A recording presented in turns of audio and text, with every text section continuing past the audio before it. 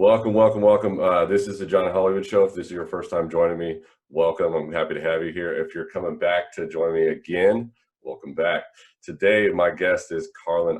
Like, this dude is fucking amazing. If you haven't seen his shit on YouTube or any of his social media, check the stuff in the description. But I'm telling you, this dude is unreal. I'm going to let Carlin introduce himself and tell us a little bit about yourself, man. My name is Carlin. I play rugby for the USA. I was the fastest rugby player in the world. Grew up in Ohio. Started playing rugby since in 2012. Started late. Grew up playing football and track. Got into it, and I was getting ready for Olympic trials in 2012 in track and field, and came across it on the internet. Started watching it. Had all this idea and these pictures in my mind, and I'm 2 weeks out of a dream that I'm something I always dreamed about, and decided to leave Austin, Texas at the time, go up to Aspen, Colorado, train there for about a month, got invited to a USA Development Tour in Canada, and got a contract. I'm only playing rugby about a month, and then everything that I dreamed about came true. I made the Olympics in 2016, and so on. So that's kind of a little bit in a nutshell. Dude, the fucking Olympics, though, like, to be an Olympic athlete, how surreal was that? Like, I know you got a fucking crazy story from childbirth to now, like, yeah. to being an Olympic athlete, like, that's fucking crazy. How, like, when you found out, like, you made it to that pinnacle of, like, professional athlete, how did you feel? I felt great because it's so much, I endured in my life through my childhood all the way throughout, and for me, it was always a dream, and for it to come true was everything, because, you sacrifice so much, and for someone to keep a dream alive regardless of them circumstances, that shows a lot about the character.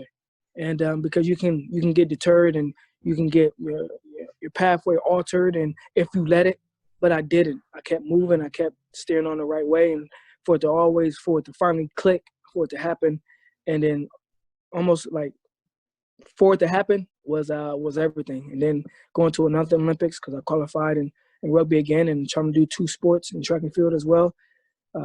To do another Olympics even says a lot more. So for me, to have a dream come true was everything, because so much could deter you from making your dream a reality. Hell yeah, man. Do you mind talking a little bit more about your childhood? I know when I met you, you were running track, and yeah. you were fucking on the grind every day, all day. Like, it didn't matter where you were eat, sleep, it was all track. But, like, before that, I know there's something from your childhood that made the machine that's in there. There's got to be something in, like, that really pushed you to, you know what? Fuck it. I'm going to be persistent. I'm going to do what I got to do, and I'm going to fucking make this. I'm going to make it happen. I'm going to make what I want happen. So, like, even for me, when I was younger, I got taken away from my mother, and my sister and I was in foster care. When I first got taken away, I was, I couldn't read, I couldn't write. First foster home, I had to fight my sister. They swung a metal belt at my face. Moved from there. Next foster home, I was running away from home, fighting kids to protect my twin and I. And we had to eat dog food. The environment was hostile, I ended up getting adopted to a loving family. And, I struggled. And one thing about me is, especially when I found sports and I found out how to gift and I was running, I never looked back. I remember watching Rockies, and, his background, his story of his, regardless of, his circumstances. And, even I was small when I was young. I had to have, for Rocky show me the eye of the tiger. My heart was big. And Hey, bro, I don't mean to interrupt you. How tall are you? I'm 5'8". 5'8". Okay, continue. Yeah, so I'm 5'8", like 100, and now I'm like 168, 170. Machine. But I always had I instilled good values in me. I worked hard. I was always working out, always training, and I was trying to be somebody. I wanted to be somebody, and I instilled good values in myself when I was young, and my mentality far as wise, and it paved the way till when things did get tough. And when things did, seem like my goals or my dreams were out of reach, out of picture, I kept moving, I kept fighting. because I had that heart, that drive, that discipline, and yeah, and that's kind of that. So when you're training, so for instance, because I mean, you got to tap into like another level. You got Yeah, and I know you're training multiple times a day, and your body. I mean, I haven't been there, but I feel like I've been to that level of like, dude, I got nothing left. And yeah. what do you click into when you're getting to that point? Like, what's that what reminds you, hey, I got more. I'm gonna leave it all. That dog in me, that Yeah. warrior. The little voice is always in the back of your mind telling you, "Oh, that's enough." Try to reason or try to justify why you should stop doing it, or like, "I'm tired. I have no more energy." It's that little voice in the back of your mind that's just ticking, ticking, ticking. And if you give into it, then you surrender. And I'm not about surrendering. And regardless of what it says, I'm gonna shut it up, and I'm gonna keep moving. I'm gonna keep pressing, and I'm gonna conquer that little voice. And the more you conquer and through things like that, the quieter it will be. And you act upon, you do right regardless of how you feel. And I operate off of actions, not emotions, because emotions fickle. They're not credible. So that's how I conquer that little voice. And it's never gonna go away. Mhm. But the more you give into the one that's not giving up, the fighter you, the easier it'll be. Hell yeah, that's dope. So do you think like that training thought has kind of been the same way forever, or was this something that you like developed? You had to train the brain and the body at the same time. You really had to Oh work on man, reaching that point. it's definitely, I tried to when I was younger, and then once I got into more, rugby even showed me more of what I was more capable of doing, how strong my mind and body can really be. So you can always tap into it. You can always train it. And if it's not trained, then you're not gonna be ready for war. You know what I mean? Because you never know what the battle's gonna hit. It's not a level to anything. You I mean, never it's the a level. tough sport, bro. Like that shit Yeah. hurts. And I So mean, you got no pads on, nothing. You're mhm. you're running around beating the hell out of each other. And I've watched some of those games, and I'm like, I can't. A track athlete, somebody that doesn't touch anybody, is now touching Yeah, everybody. yeah, bro, crazy. And I sit back and I reflect and I think like, dog, we nuts for playing a sport. Like, I don't even know how to do it. Like the things we put our minds, not our mind, but our bodies through. It's just like, no, this ain't for this ain't for everybody. It's crazy. You got a certain level of mental strength to really like dive in. And you know what? Oh yeah, I'm going to completely change my profession, which, you know, any kind of athletic level, from being an Olympic runner or qualifying Olympic runner to a fucking Olympic rugby player. yeah, Like, yeah. And you didn't know what the game was like. exactly. That's the crazy part. It's not like something I've been training for all my life. It's something I had nothing, I had no idea about, no skill set about. So that's the crazy part. And to make a team, to to get a contract with the USA only playing about a month says a lot. Yo, that's wild. So we're gonna take a left turn here, left turn, right turn, whatever you want to call it. You got some kids in your life, man. You Yeah, got yeah. Tell me more about those little humans. Man, I got two precious kids, Elias and Harlow. Oh my God, Three. those are some fucking names. Yeah. I know, right? 3 and 5. My joy, my everything. And yeah, my daughter's more or less. She's like me. She's a perfectionist, Mhm. in a sense. Elias he's wild. The boy wild, look like his mama. But yeah, Harlow's like my twin. She is my twin, and they're both different, but sweet as ever. But yeah, that's a little mix about them. Oh my gosh. So are they playing sports? Um, my son, we tried to get him in soccer. Hmm. That wasn't paid. He was out there playing soccer and playing with the dirt. Oh man, out there playing with the Oh, ladybugs and shit. hey, playing with. I'm like, Elias, kick the ball. Elias, you know, Elias, stop. Elias, go sit down. Go back over to Elias. Boy will not sit down, but he's a tough one. Yo, I Uh, know. Like as a sports dad. I mean, yeah. Jake's 12 now. This dude is. Yeah, Dang. I kind of want to play sports. I kind of want to play video games. Like, Yeah. I won't even go there. But like Yeah. when he started playing baseball at 4, like all these kids are out there running around in circles. Like, what are we actually watching right now? Yeah. Oh my, watching him play baseball, and like being on the field with them was crazy, and it's hard to like not run over them, grab them by the shoulders, and like redirect. Yeah, exactly. That's how the it, dude I said, Lies, come on, dog. So I'll end up kicking it with him. He's a tough one. He's the rough one. yeah. My daughter, Harlow, she's fast though. Both of them are fast, but Harlow fast, and she could swim. She loves swimming. She did gymnastics, dance, but I think she's gonna be the track one. Elias, he'll be teach her early. You know how to do it. Yeah, I'll be out there. I'm making them race. You know, we be out in the street racing, go around the track and making them run and stuff like that. So I'm the perfect man to teach them. So. Oh yeah. I mean, would that be the future for you? Would you like to not only coach your kids, but like teach on a professional level other track athletes? Oh yeah, most definitely. Because I love biomechanics. I understand the body, how I move, how you're supposed to exert force, and the proper running technique and all those things like that. So most definitely that, along with some other things that I enjoy doing. So yeah. I've seen a little bit of your YouTube content, and I know you do a lot of training on YouTube, and you post a lot of your videos on there. Have you ever thought, or are you in TikTok right now? I am in TikTok. I haven't done much of it. Yeah. I know it's like the new wave. Oh my God, it's fucking crazy. Yeah, it's crazy. I don't even know how I gotta get better at the TikTok stuff, because the content they be putting up is phenomenal. I'll be like, dang, this is sweet. But you don't need to do much though. Like that's what's crazy is like the least amount of effort on there that you do, it could go viral. And it's like, it's usually the case. It takes you 10 seconds to make the video, and then like you get 10 million views just because it's crazy. The natural reach is crazy. But like, have you ever thought of using your type of information, like the track stuff, and like actually diving in and cutting it up into minute-long videos to really create your niche on there?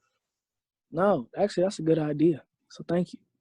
I might just speak more to you about that, because that's a good idea. Yeah, we'll talk a little after this. I could even cut this shit out. But what it's so nuts. So I was on there about a month, and I have a little over 20,000 in a month, and then now I've been on there for a few months, and I'm a little under 45,000 people follow me, and it's oh wow. Yeah, and that's the thing is like if you're creating and connecting with like the environment, and if you're talking to people like this shit, like a raw conversation or kind of relating to them, you grow naturally. And I know there's so many athletes on there because you see basketball videos, golf videos, all kinds of weird stuff, trick shots, and it's one of those where it's you're the brand, and you're selling yourself to this platform, and then there's like, I don't know, 300 billion people or some shit on there. It's like if you have 1 million followers, you got 10% of the fucking people that are actually on the platform. So it's nuts. I would highly recommend it. We'll talk a little bit more about it after, away from this. So you're in Ohio right now. You're with your family. Mm-hmm. How long are you chilling out there? Man, I'm just going with the flow. I'll probably head back to Austin the next couple of weeks. Yeah. And I got to be back in San Diego in like July. Okay. But I'm just going with the flow right now. I'm just winging it. Nothing wrong with that. I mean, it's always good to kind of go back to home base too. It's yeah. I ain't been back home a lot. Yeah, I ain't been back here myself. It's been good. Dude, I mean, since you're a fucking world traveler, so it's like when the season's in, and you got all these games that you're going to, how are you keeping grounded? That's a good question. I guess just I'm always like, I try to stay grounded and level-headed, and I keep things simple, and do the things I really enjoy doing, and try to not get ahead of myself or get too overwhelmed or get too worked up about things that's is going on, and I just try to stay in the present as much as I can. Stay in the presence. I love that. Yeah, it's so easy not to, and a lot of people don't. Getting caught up, man. Yeah. Yeah, heck yeah, bro. And it's easy too. But yeah, that's how I kind of go about it. I know usually when I get caught up or I find myself out of the present moment, I dwell on whatever I'm sitting on too. So it's like if I'm sitting there dwelling, I'm not working. And I found myself with this. Like if I'm sitting there dwelling on something that I could be doing or haven't done, then I'm being counterproductive. So I feel like you're a man of a routine. you have to have a routine. If you have made it this far and been this successful, you can't just work on a whim.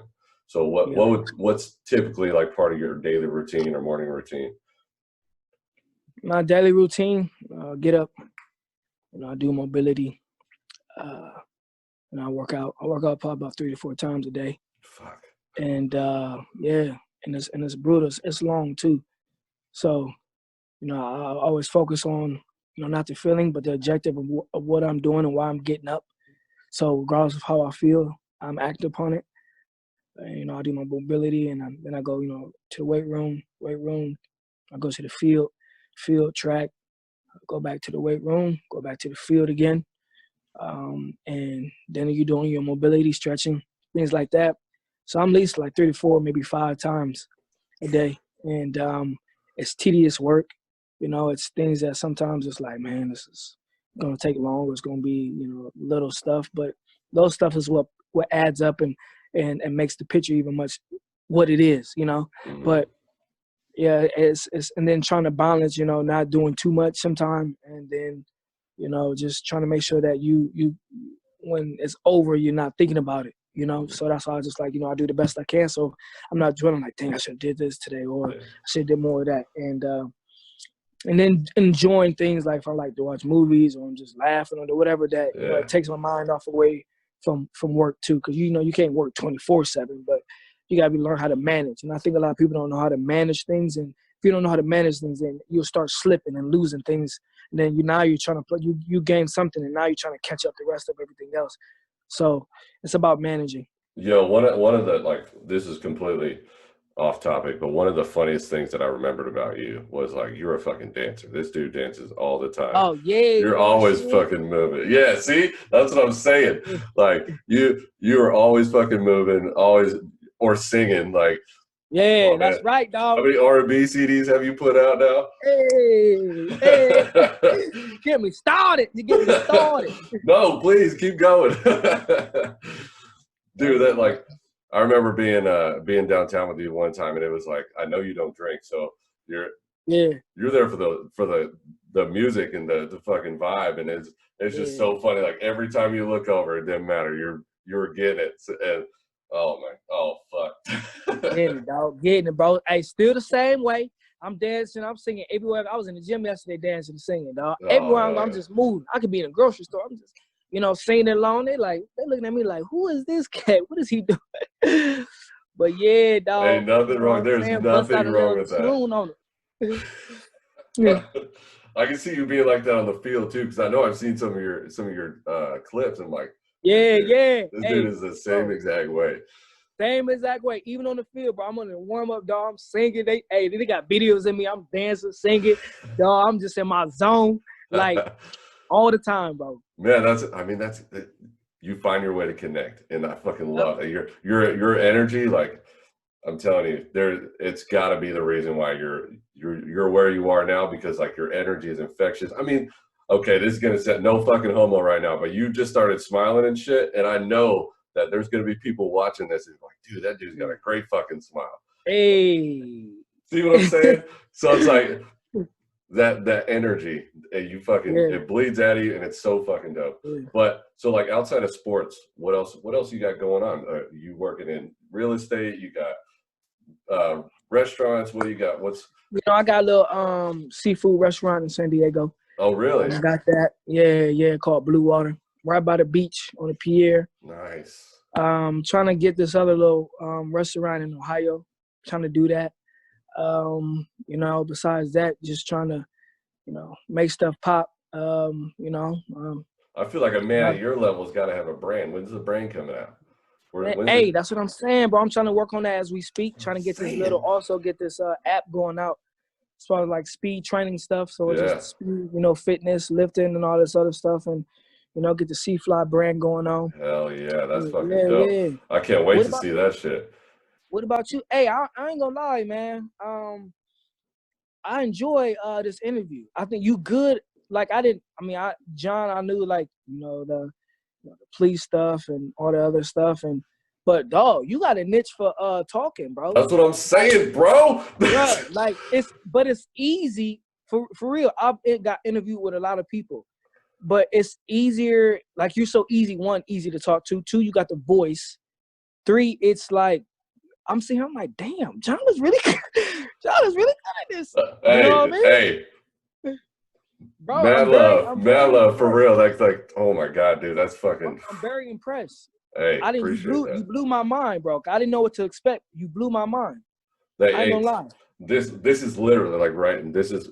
I'm passionate about this shit. I'm 100% passionate about this, and it's one of those where it's like, you got to be able to talk. Just fucking talk. We're just gonna talk. I don't need questions. I don't need like a ticker behind me. Some other shit. Like, yo, we can connect. It's. I got shit going on. You got shit. You're a human. You're on a fucking different level, and I got so much respect for where you've been and where you're at now. And it's like, I was telling my chick this yesterday. I was like, dude, Carlin is a fucking icon. Like this guy. I am excited to see all the shit you're working on, and it's like whenever I see it pop up, I'm like this fucking guy, like this is dope.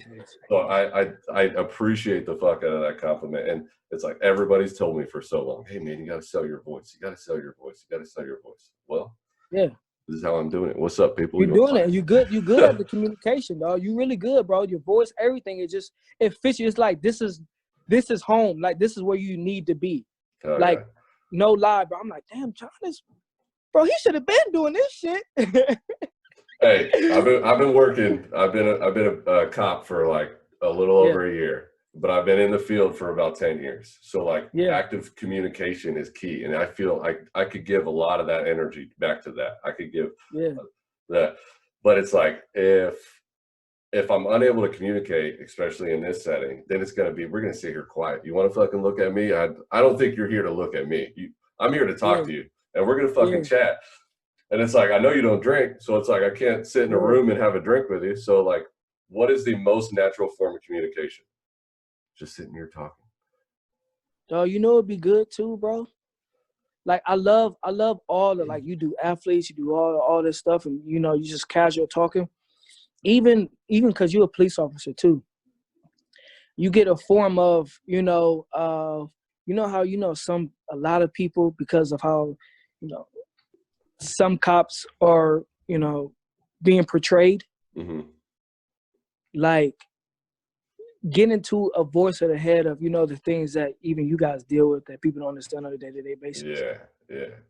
Like that's something like people would love to hear. Cause I mean, it's like, damn, because you don't know. And it's just like, people got triggers and stuff like that. And, something happens and you may dealt with something before and it kind of triggers and your body react before you even can think.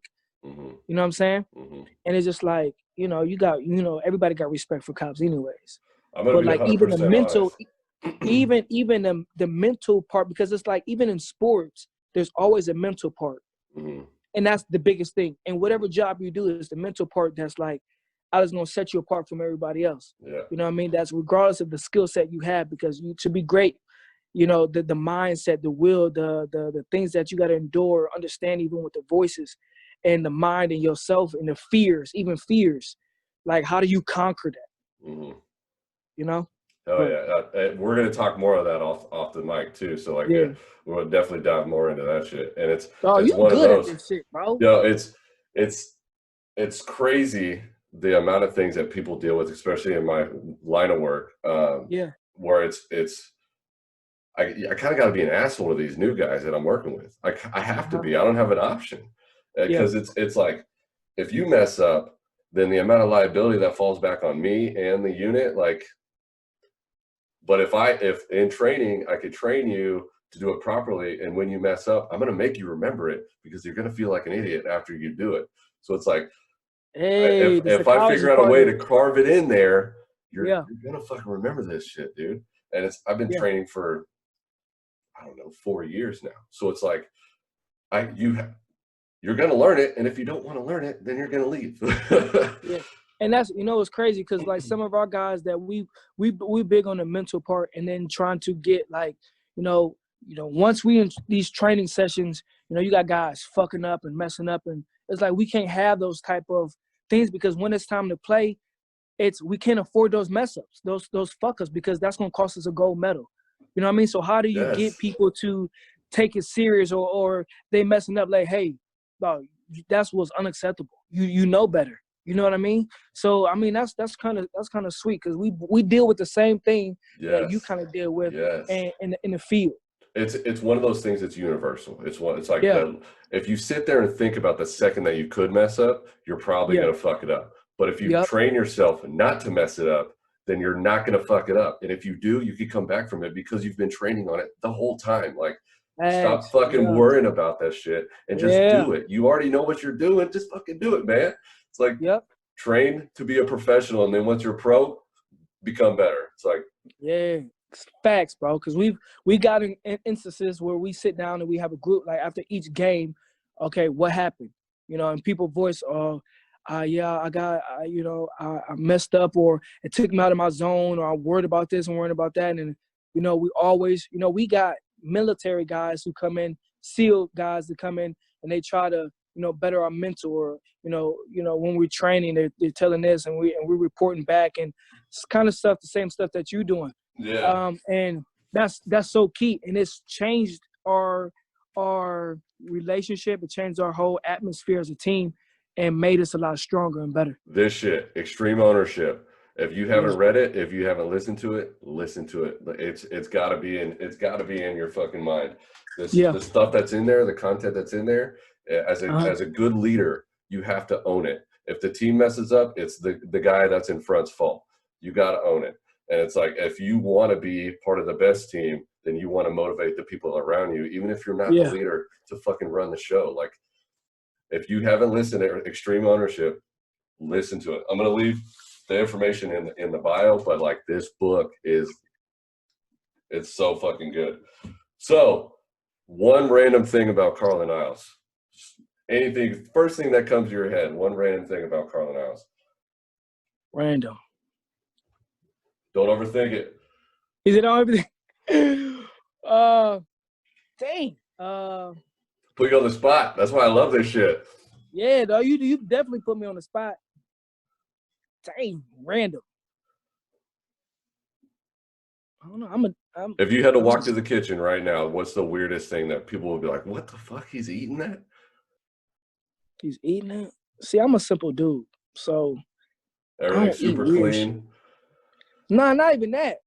I'll probably say, you probably know, I wouldn't say, but most probably, I'm a hoarder. What? I'm a hoarder, dog. No, you're not. No, you're not. But I'm not like a hoarder to the extreme.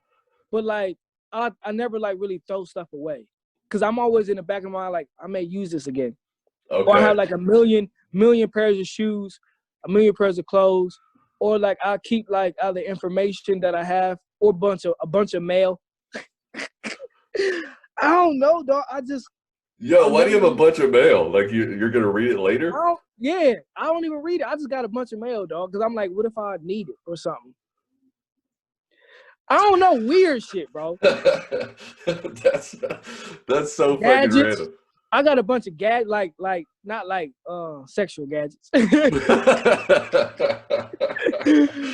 got like self-care tools. I got a whole like med kit, basically. I don't know, dog. I just be collecting all the skin products. You got everything. You got some great looking skin over there. Thank you. I collect that too. Oh shit! I might be turning red over here, fucking sweating. That was funny. I wouldn't see it. I wouldn't fucking see it. A hoarder. That's crazy. So, if you were to leave anything behind as your legacy, what would it be? Like a quote that you live by. A quote I live by. I've heard a few so far, but I know there's something in there. A quote I would live by. One is, you'll never become what you're not being on a day-to-day basis. Love that. I fucking love that, yeah. Or don't chase your dream, I'll run it. I don't know, I got a lot, man. Hell yeah, I love those. So both of those are perfect. And I know you're a busy man. You got to go get your workouts in. I got to go work out too. I'm gaining some fucking weight. This quarantine is killing me. The gyms are closed. The gym at my work is closed. It's killing me. I wish you were near me so I could work out with you. You'd probably smoke my ass right now. But, yo, thank you so much for fucking being on with me. And thank you so much for, me just coming on and being real. Like, that's what this is all about. Like, see thank a different you, man. side of Carlin Isles. Like, this is. I appreciate you, man. You got a great gift, easy to talk to. You keep things going and rolling, bro. Found your niche, one of them. You got extremely talented, man. So thank you for having me on this wonderful show.